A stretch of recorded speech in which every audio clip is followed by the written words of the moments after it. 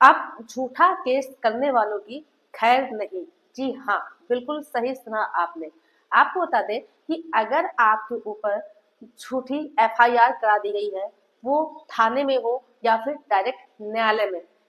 या फिर मान लीजिए कि आपके अगेंस्ट में कोई कंप्लेन हुई है और उसके बाद चार्जशीट आ गई है और चार्जशीट आने के बाद आपके ऊपर झूठा मुकदमा दर्ज हो गया है, तो ऐसे में जो व्यक्ति झूठा केस करता है उसके साथ क्या होगा या फिर आपको सजा होगी क्या। आपको बता दें कि जो नए कानून आए हैं, नए कानून में कुछ ऐसे प्रावधान जोड़े गए हैं कि जो व्यक्ति आपके अगेंस्ट में या किसी के अगेंस्ट में भी झूठा केस करता है तो वो उल्टा उसी ऊपर भारी पड़ सकता है। तो आज हम इससे रिलेटेड आप सभी लोगों को विस्तारपूर्वक जानकारी देने वाले हैं। तो आप सभी लोगों को करना क्या है कि वीडियो को पूरा अंत तक देखना है, बिल्कुल भी स्किप नहीं करना है, तभी आप सभी लोगों को अच्छे से जानकारी समझ में आएगी। दूसरा काम आप सभी लोगों को ये करना है कि अगर आप नए हैं, चैनल में पहली बार आए हैं, तो ये आपका ही चैनल है, आप इसे सब्सक्राइब जरूर कर दें, साथ में बेल आइकन जरूर दबा दें, जिससे कि हम जो भी नई अपडेट डालें उसका नोटिफिकेशन आपके पास आता रहे और आप जानकारी प्राप्त करते रहें। नमस्कार दोस्तों, मैं एडवोकेट दिव्या, आपका आपके इस YouTube चैनल में स्वागत है। आप सभी लोगों को इस चीज की तो जानकारी अच्छे से हो गई होगी अब तक कि जो नया कानून है उसने जो पुराना कानून था आईपीसी उसकी जगह ले ली है, जो कि अब हो गया है बीएनएस। तो उसके अंदर एक धारा है 248। उसके अंतर्गत जो प्रावधान है वो ये बताया गया है कि अगर कोई व्यक्ति आपके ऊपर झूठा एफआईआर दर्ज कराता है या आपके अगेंस्ट में मान लीजिए झूठी कंप्लेन करता है और वो चीज साबित हो जाती है और जो कंप्लेन की है उसने वो गंभीर नहीं है, कि जो उसने आपके अगेंस्ट जिस चीज के बारे में बताया है, जो आरोप लगाया है, वो 10 साल या 10 साल से नीचे की सजा का है, तो वो चीज अगर साबित हो जाती है कि उस व्यक्ति ने आपके ऊपर झूठी एफआईआर की है या फिर झूठा कंप्लेन किया है, तो उस व्यक्ति को 5 साल तक की सजा व 2 लाख रुपए तक का जुर्माना लग सकता है। अगर मान लीजिए कि किसी व्यक्ति ने आपके ऊपर सीरियस यानी कि गंभीर आरोप लगाए हैं और वो आरोप जैसे रेप हो गया, रेप का झूठा कंप्लेन कर दिया, यानी कि आपसी सहमति से उसने रिलेशनशिप बनाया और इसके बाद जब आगे बात नहीं बनती है तो वो सोचती है लड़की कि झूठा रेप के केस लगा देंगे। तो अगर इस तरह से कोई लड़की या कोई व्यक्ति करता है जिससे मानहानि भी होती है, तो इस तरह का अगर झूठा आरोप लगाया है और वो आरोप साबित हो जाता है कि जिसने ये आरोप लगाया है ये झूठ है, तो उस व्यक्ति को 10 साल तक की सजा व जुर्माना अधिक से अधिक उस केस के हिसाब से कितना लग सकता है उसके हिसाब से जुर्माना लगाया जा सकता है। यानी कि कहने मतलब ये हुआ कि गंभीर अगर आपके ऊपर आरोप लगाया गया है जो कि झूठा है तो उसे कम से कम 10 साल की तो सजा होगी ही। इसके अलावा अब आप सोच रहे होंगे कि 248 का जो हमने सेक्शन लगाया है वो झूठे आरोप लगाने का, झूठी एफआईआर करने का, झूठी कंप्लेन करने का लगाया गया है, लेकिन इसके अलावा और हम क्या उसको सजा दिला सकते हैं, कौन सा सेक्शन लगा सकते हैं। तो आपको बता दें कि जिस व्यक्ति ने आपके ऊपर झूठा आरोप लगाया है उसने झूठा आरोप तो लगाया ही है, जिसकी वजह से आपका जो समाज में स्थिति है, जो लोगों की नजर में आपकी इज्जत है, मान मर्यादा है, उसमें भी ठेस पहुंची है, जिससे कि आपकी बहुत ही ज्यादा मान हानि हुई है। तो आप उस व्यक्ति के ऊपर मानहानि यानी डिफेमेशन का भी केस कर सकते हैं, जो कि बीएनएस यानी भारतीय न्याय संहिता जो नया कानून है उसके अंतर्गत डिफेमेशन की जो धारा है वो 356 है। उसके तहत आप उसके ऊपर केस ये भी कर सकते हैं और उसे इस केस के तहत भी 2 साल की सजा और जुर्माने से दंडित करा सकते हैं। डिफेमेशन का मतलब ये होता है कि किसी व्यक्ति की मानहानि करना, उसको सामाजिक तौर पे नीचे गिराना या फिर उसकी इज्जत में कोई आँच आई हो, उसके ऊपर झूठा मान लीजिए केस कर दिया है आपने, उसको आपने कोर्ट तक दौड़ाया है, तो जो समाज के लोग हैं, आस पड़ोस के लोग हैं, उनको इस चीज की जानकारी हुई है तो वो उन्हें हीन दृष्टि से देखने लगे हैं कि अरे इनके ऊपर केस लग गया है, ये तो बहुत गंदा इंसान है। इस तरह से उस व्यक्ति की मानहानि होती है, तो वह व्यक्ति डिफेमेशन का केस उसके ऊपर कर सकता है और उसे अच्छी खासी सजा दिला सकता है। पहली बात तो 248 तहत अगर कम गंभीर टाइप का आरोप है तो उसे 2 साल की सजा प्लस जुर्माना। अगर ज्यादा गंभीर टाइप का आरोप लगाया है तो उसे कम से कम 10 साल की सजा और जुर्माना। इसके साथ साथ आप डिफेमेशन का केस कर देते हैं तो उसके तहत भी उसे 2 साल की सजा व जुर्माने से दंडित करा सकते हैं, जो कि एक उस व्यक्ति के लिए जिसने झूठा आरोप लगाया है उसके लिए काफी अच्छी खासी सजा होगी और उसे एक सबक मिलेगा, दोबारा ऐसी गलती नहीं करेगा, झूठे मुकदमे किसी के ऊपर भी नहीं करेगा। यानी कि जो भी आपकी मान हानि हुई है उसके तहत आप अपने डैमेजेस प्राप्त कर सकते हैं।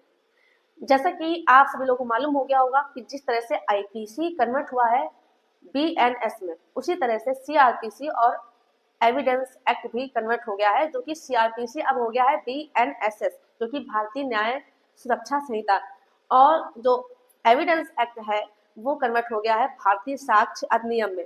तो जो बीएनएसएस है उसके तहत भी आपके ऊपर जिसने झूठा आरोप लगाया है, झूठी कंप्लेन की है, उसको सजा दिला सकते हैं। तो जो बीएनएसएस है उसकी धारा 260 है, उसके तहत आप एप्लीकेशन अगर लगाते हैं तो इसमें ये बताया गया है कि ये न्यायालय की रिस्पॉन्सिबिलिटी है कि अगर किसी व्यक्ति ने झूठा आरोप लगाया है और वो चीज कोर्ट में साबित हो जाती है तो